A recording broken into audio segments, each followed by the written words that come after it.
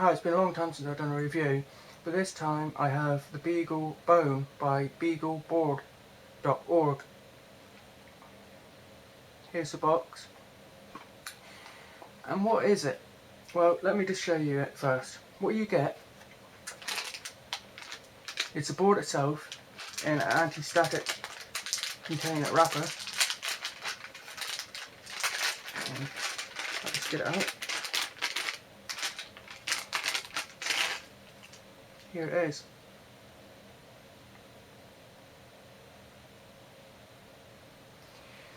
You've got an Ethernet port, which is not gigabyte, but still. You've got a 5-volt power supply, or back here you can power it by USB. So you don't actually have to power it by 5-volt. It will actually power by USB. However, the CPU is restricted if you don't use 5-volt.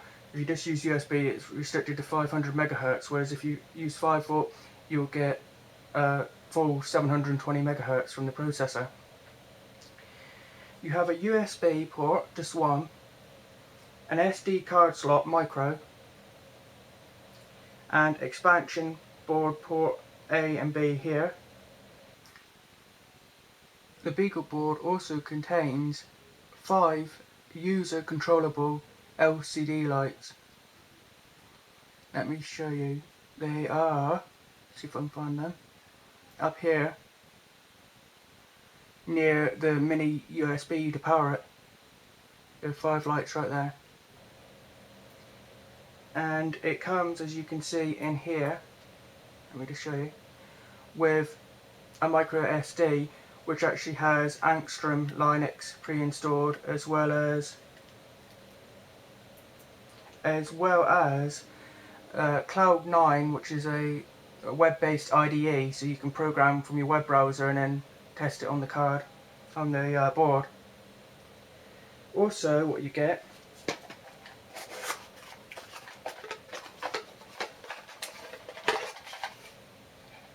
is a free tin, which is just the right size to fit the device in.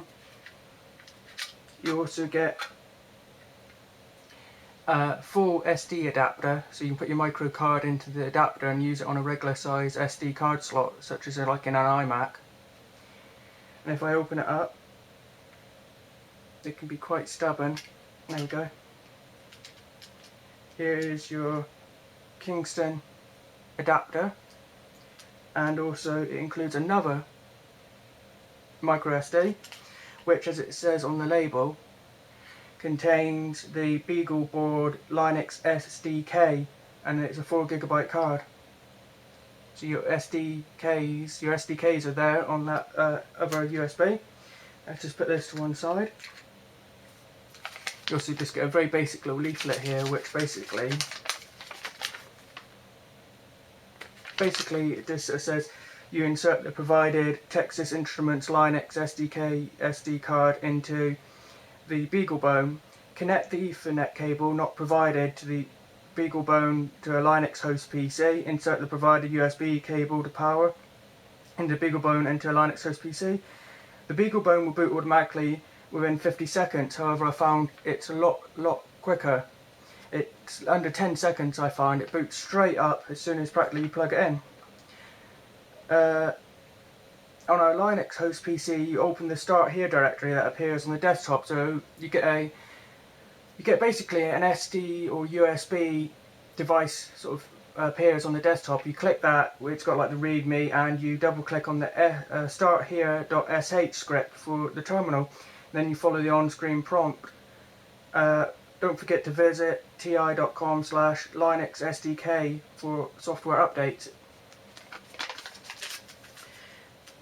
Anyway, let's get back to the board. This is it from beneath. This is the bottom of it. So, the BeagleBone is a bare bones version of the BeagleBoard with the intent of being a low cost, which is actually around £70 in the UK, high expansion and hardware hacker focused single cable development environment. It works standalone or as a USB or Ethernet expansion for your BeagleBoard. So you can just use this with a PC, Mac or Linux PC, or you can use it as an expansion to your BeagleBoard if you have a BeagleBoard or a BeagleBoard XM. However, I feel its real usefulness comes when it's as an expansion for another board, such as say the Raspberry Pi or the BeagleBoard. I don't find its real potential really shows when it's used standalone. I think really its most usefulness comes from being an expansion for another board. Let me just put this down.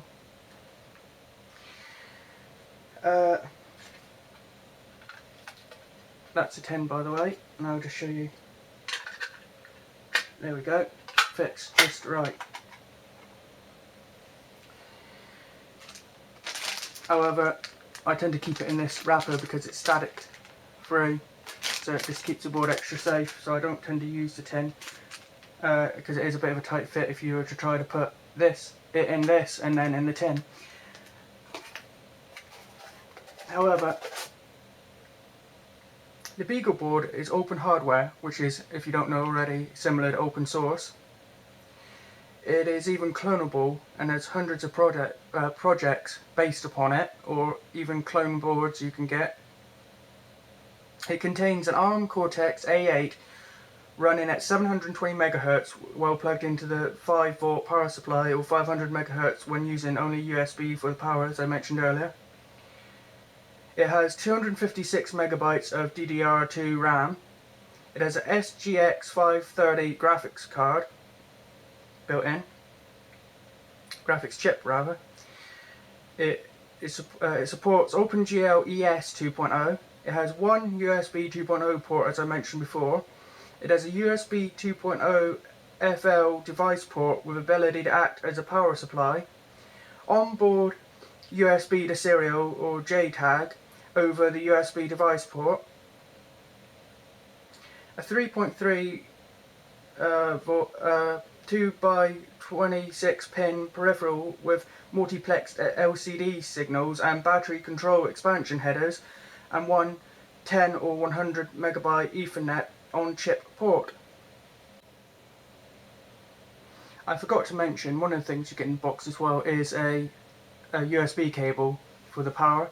So it has a normal end and then a mini end on the other end. And you know what I mean. Anyway, this is pretty as good as any time to mention that there is no monitor or TV output ports on the board.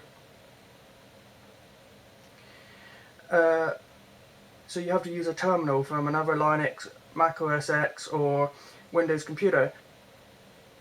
There is, however, a dual link DVI cape, which is basically an add-on board. The Bone is not compatible with Arduino shields, but they have their own dual link DVI cape, which is basically a shield that costs around £40 in the UK, or you could get a 7-inch LCD cape for around £127. However, that I think really lets this board down. It costs more than, say, a Raspberry Pi, which is around £30 with that. This is around £70 with that, and yet the Raspberry Pi has both RCA, I believe, output or HDMI, whereas this has no audio or video output. So you're stuck with using it either through the Ethernet or USB on your computer, which is a real letdown, especially when it's so much more expensive, although they are somewhat aimed at different uses. I mentioned earlier that it has Cloud9 IDE. Also, it does contain Gate 1, which is a HTML5 based terminal. So you go to basically the IP for the board and then port 3000's the IDE. I believe it's... No, you go to the IP of this board, but using HTTPS at the beginning, and you get to Cloud 1, which looks just like a terminal, like a Linux terminal or a, say, Mac OS X terminal, but it's through the web browser. The only current downside to this is typing is very slow, so you have to wait quite a while for each character to type into the terminal. However, that can be easily updated gradually using software, so you won't have to buy it new. When you plug it into the USB, it will pop up on your computer just like any other USB device, like I've said earlier. From here you can view its README file that will help get you started. Normally, you should be able to access the BeagleBone on the IP 192.198.7.2. However, I have found this to be 50-50 with 192.168.0.101. 50% at the time it's what it says in README, but the other 50 it's 101 instead. The board boots up within seconds.